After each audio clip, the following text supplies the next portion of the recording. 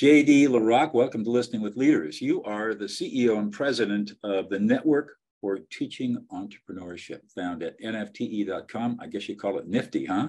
We do. Thanks. I appreciate the opportunity to be with you. Absolutely. Tell us a little bit about your backstory. You're like me, you're a lawyer, trained as a lawyer, JD, but you also have a doctorate in education. Tell us a little bit about yourself. Yeah, well, I'm a native of Queens, New York, and very much identify as a native New Yorker. And I would say that, growing up and all throughout my life, I was always interested in the intersection of politics and policy and education. I come from a family of educators. My mother and father were both teachers. They became principals, ultimately administrators. I have a younger brother who is 15 years into being an elementary school teacher in Corona, Queens. So education has been the family vocation, but I took it in a slightly different direction in that I was always interested in learning how policy and practice could make education better for students in the country and around the world. And that's ultimately what led me to Nifty. Long story before then, I started working started my career working as a spokesperson for the New York City school system, and then kind of switched sides and became a television reporter for the local news, reporting on the very school's chancellor whom I had served, which was an interesting job, I'm sure you can imagine. And then after going to get my doctorate, I began working for political leaders. So I spent several years working for the late Senator Ted Kennedy of Massachusetts, helping him advance student loan legislation and laws to help students pay for college. And then went to work for the administration of Governor Deval Patrick of Massachusetts, and then right before Nifty, Governor Charlie Baker. So it's been a great career and has led me to do what I'm doing now. Wow. Well, I know that from the interview I did with you with Authority Magazine that you went to law school to become a legislative lawyer. Tell us about that. Yeah, not many people know about this. So I really had no interest in being a courtroom lawyer. I didn't want to be a prosecutor. I was very fascinated by the language of legislation, and I sought out a law school, in this case, Georgetown, that taught that. Not many schools do, but I had the wonderful opportunity to be taught by a man named Blair Crownover, who at the time was the head of the U.S. Senate's Legislative Drafting Office. Wow. And he taught me and my colleagues, really how to write a law in good ways. And it's a niche skill that has served me well at various points in my career. You can imagine working for all the politicians I have. My main job has been to write laws, and I've been, formally educated into knowing how to do so. That's really interesting. My career was started off as a civil trial lawyer for 22 years, and then I went back to school and got my master's degree and became a peacemaker. And so it's a little different. But when I was in law school, I was on the law review, and our law review reviewed California legislation every year, and so that's where I learned about legislative intent and legislative history. But I didn't have the kind of schooling that you had. Really, really interesting.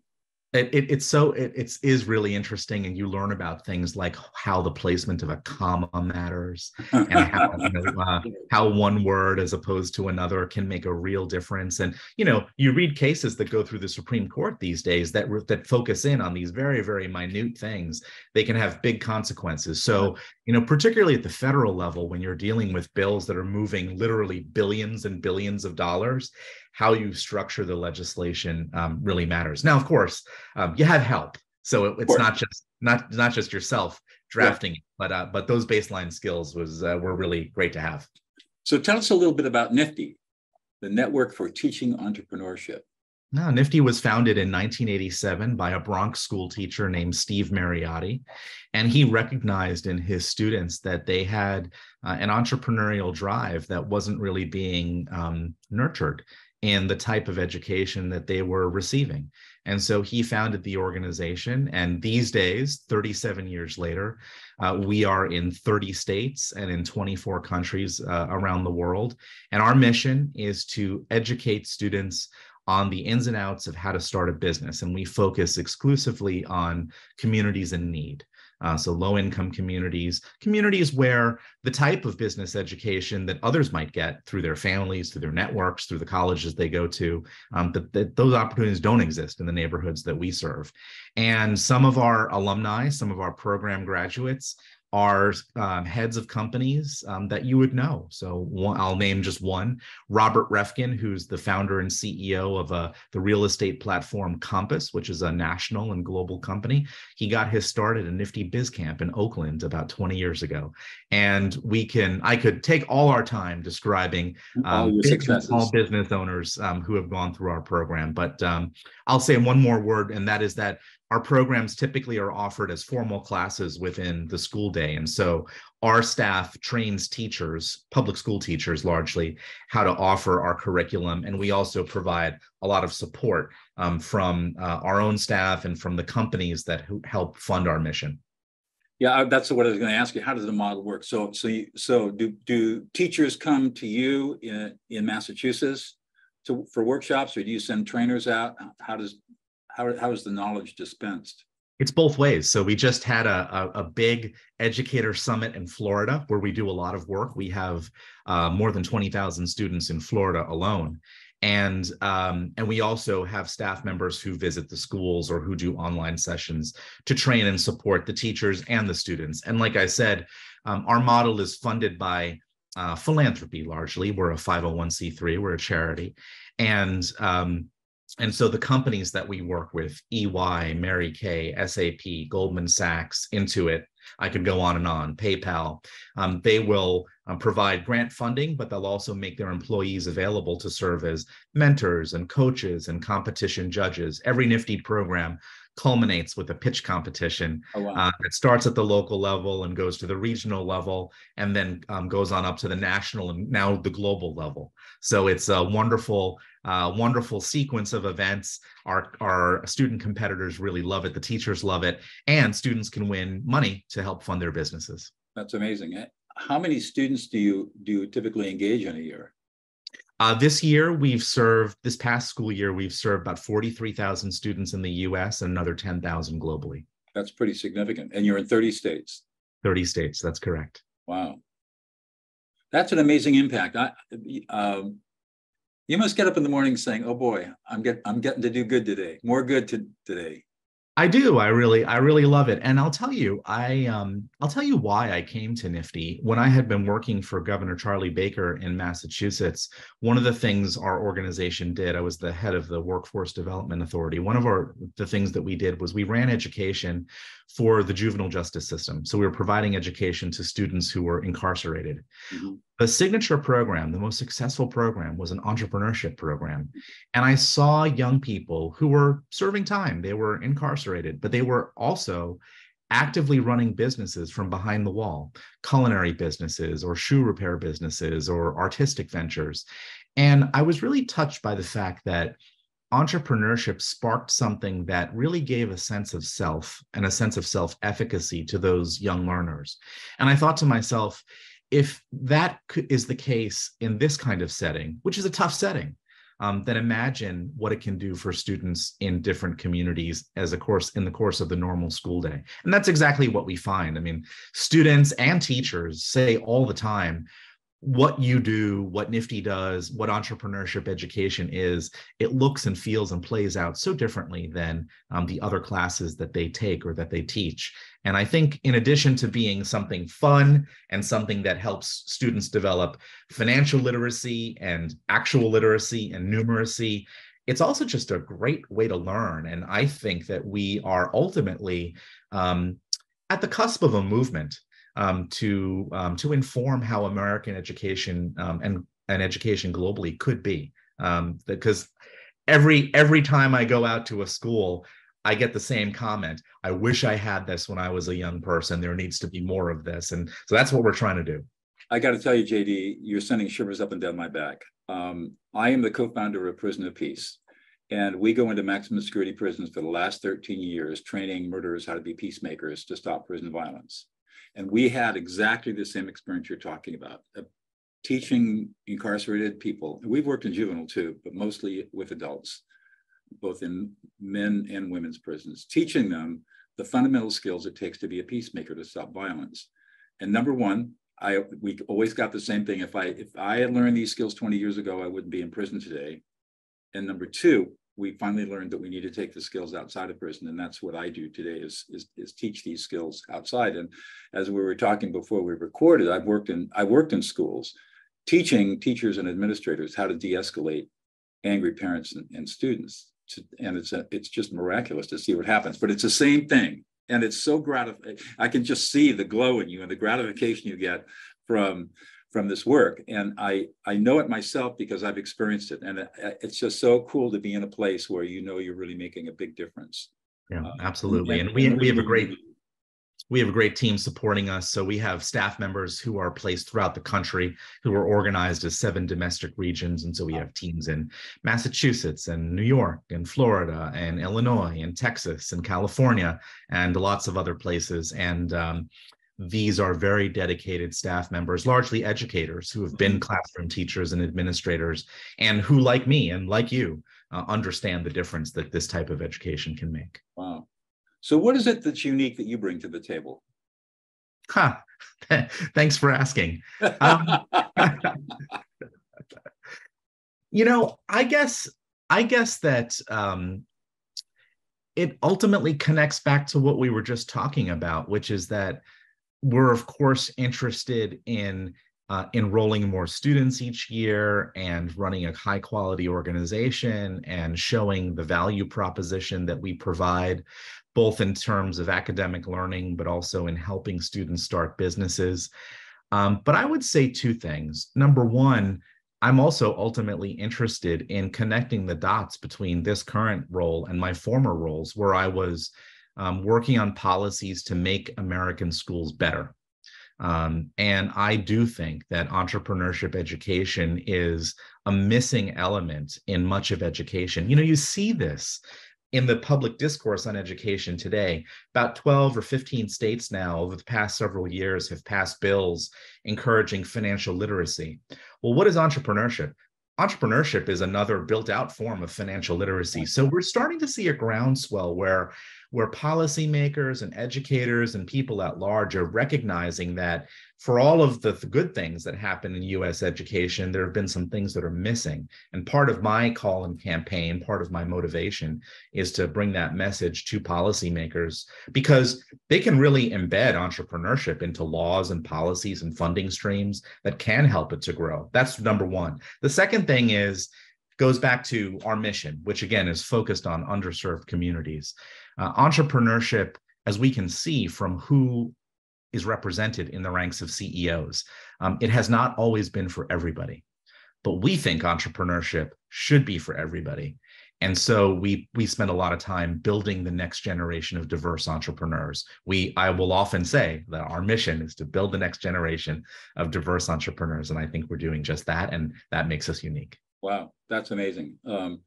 I do think that people in underserved areas, low-income areas, have a latent entrepreneurial streak.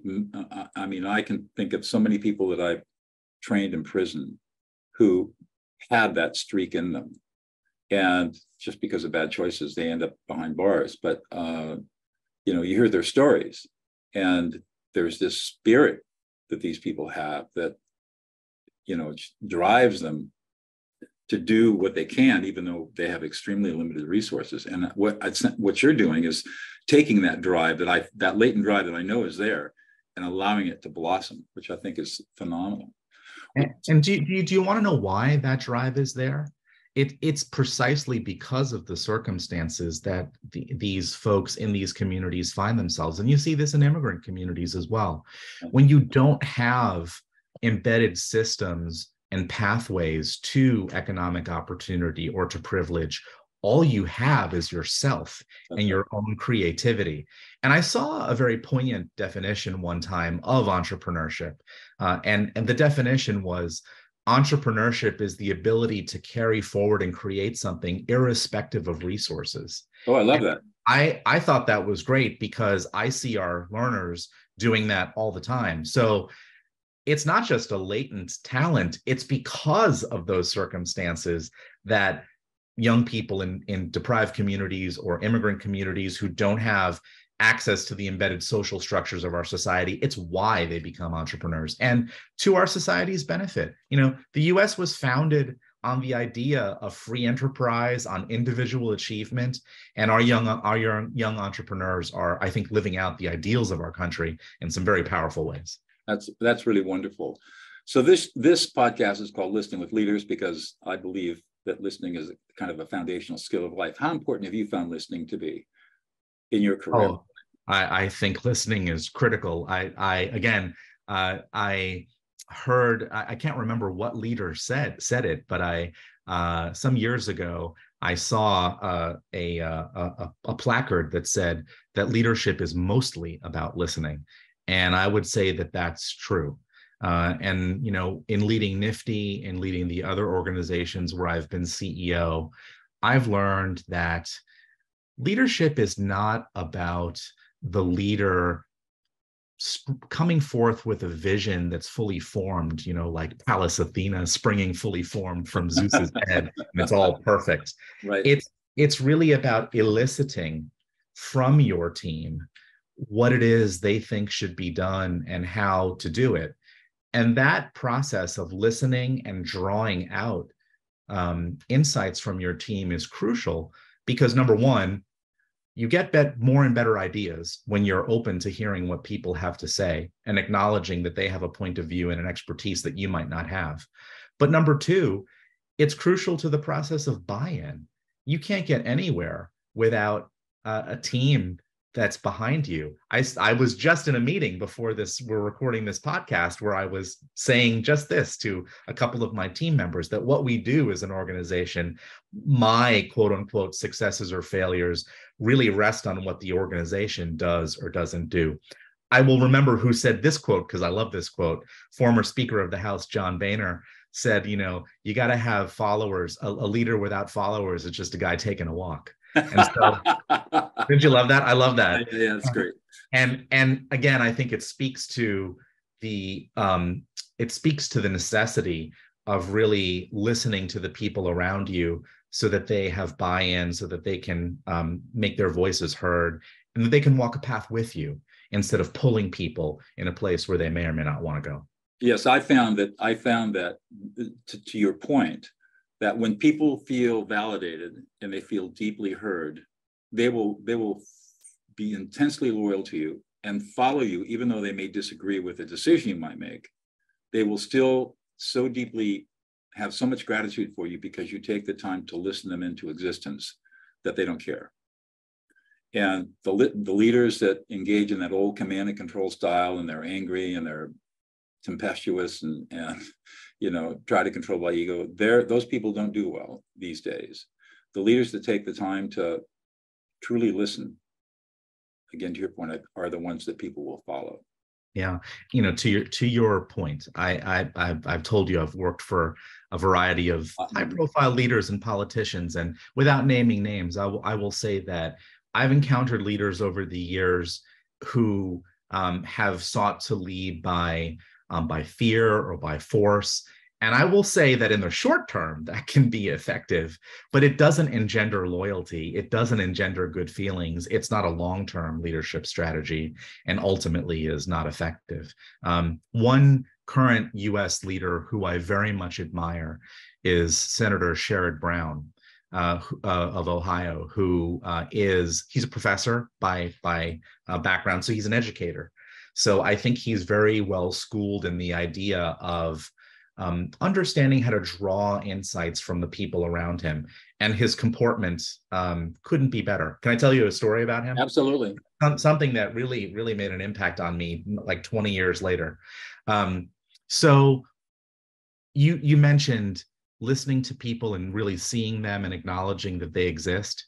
So at the time I was working for Senator Kennedy, and I was so impressed by the fact, we were negotiating a bill, and I was so impressed by the fact that Senator Brown knew me by name. I hadn't talked to him, but his staffer had said, oh, JD is Senator Kennedy's staffer. He's the one in charge of these negotiations. And when I had occasion to meet Senator Brown, I said, oh, JD, it's really good to meet you. And I can't tell you how much that little gesture meant to me, because it meant that he saw me, He respected me. He acknowledged my role in the process, and it made me like him. And unlike some other unnamed politicians that I could mention, I Yes. just thought that that was a fantastic way of being a leader. Yeah, that's amazing. So how much of this, of these, I noticed that when I was looking at the website, the Nifty website, I was kind of trying to get a sense of the curriculum, and I saw some references to communication and collaboration. What exactly is the curriculum that you use that teaches that to your students? So our curriculum is centered around what we call the 8 domains of the entrepreneurial mindset. And some are skill sets that everybody will know, like communication and collaboration, critical thinking, problem solving. But it's also some skills that people don't necessarily think of, like opportunity recognition, the ability to manage risk, the ability to have an orientation toward the future. So there are 8 skills in all, and really the curriculum is meant to do 2 things at the same time. One is to walk learners through the mechanics of building a business plan. So taking the kernel of an idea, figuring out how to develop it, beginning to put it on paper, beginning to understand who your market is, who your competition is, how to finance the business, tactical things like that. But equally important is the development of those entrepreneurial mindset domains. And so our programs really have 2 end games. One is we hope that each learner who goes through our program comes out the other end with a high quality business plan that they can use to actually launch a business. And many Nifty learners do, as high school students, even as middle school students. But beyond that, we also test students on the development of these entrepreneurial mindset domains. So we have exams, tests that pre and post measure where they were in terms of communication, collaboration, future orientation, and where they are after the Nifty program. And I'm very pleased to report that, far and away, students develop all of these skills after being in our programs. Typical Nifty program is a year-long program, although we do it in semester, we do intensive summer camps, there are various iterations of it. But students make very big gains, and contrary to stereotypes, women outperform young men. Well, I have no doubt. Almost all of these domains. I have no doubt. Yeah, I'm glad to hear you say that, because it's there is this persistent stereotype that women are not as interested in being business owners as men, or they don't necessarily have the personality for it. We actually see quite the opposite. That young women have all of those skills and then some, and regularly outperform the boys in terms of where they start and where they end up after the program. We're seeing this in formal education too. I'm the chair of the board of trustees of our local law school, and these days we see, first of all, we see that it's a highly diverse. I live in the Central Valley of California, Central California, so it's extremely diverse, very poor. But 75% of our students are women. Yeah, we have so many similarities. I'm the chair of the board of trustees of my local community college here in there you go. Massachusetts, and similarly, about 68% of our students are women. Yeah. Women these days are really leading when it comes to persistence in education and educational attainment, and like I said, entrepreneurship too. Right. So I want to cycle back for a few minutes. So do you have formal courses in communication and collaboration, or are those skills that are just learned kind of as the kids are doing projects and working on teams and doing that sort of stuff?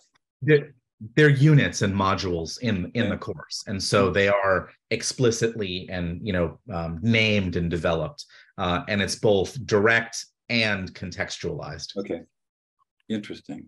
Huh. And I'm just sort of blown away by the whole thing. To tell you the truth, it's such a cool project. I mean, I'm sort of floored. I'm kind of speechless about it. I'm just thinking about the impact that you're having, that Nifty is having, and that you, at leading the organization, is having. I'm just struck by what a unique and powerful way of teaching this is, because the kids are not only learning entrepreneurial skills, but all the formal stuff that they're learning: how to write, how to think, how to solve problems, learning how to apply, even basic arithmetic to financial statements, that sort of thing. Yeah, it's practical knowledge. Sometimes we talk about it as like stealth education because There you we go. actually, a student may not be interested in a math class as it's typically delivered because they can't see how Yeah. it's relevant to their day-to-day life. But if you tell them, you need to learn this because it's going to help you develop this idea and this passion that you have. And by the way, you can make money by pursuing this. That usually gets students' attention. I often start out gatherings of students by asking them, how many people like to make money here? How many people like money? Of course, Right. every hand goes up, particularly young people. Right. And so what we provide really taps into those motivations and those skills. I'm glad for your speechlessness, because I really do think we're beginning to get the recognition for the value of what we provide. Recently, one particular program we have called the World Series of Innovation, which is kind of like a shorter program, an on-ramp to deeper nifty programs. It was recognized by the World Economic Forum as a so-called education lighthouse. So a banner program, along with maybe about a dozen other programs around the world that are seen as providing education and skill building that is special, and that the model is unique and different. I think the model is unique and different, and I encourage your listeners to reach out to us if they are piqued by what we've been talking about. Yeah, nft.com. One more question. We're kind of at the end of the half hour. What's one thing about yourself that we would not even know about unless you revealed it to us? Oh, there's so many things. But probably because it's not a work thing, that I am on a quest to visit all 30 Major League Baseball stadiums. Oh my God.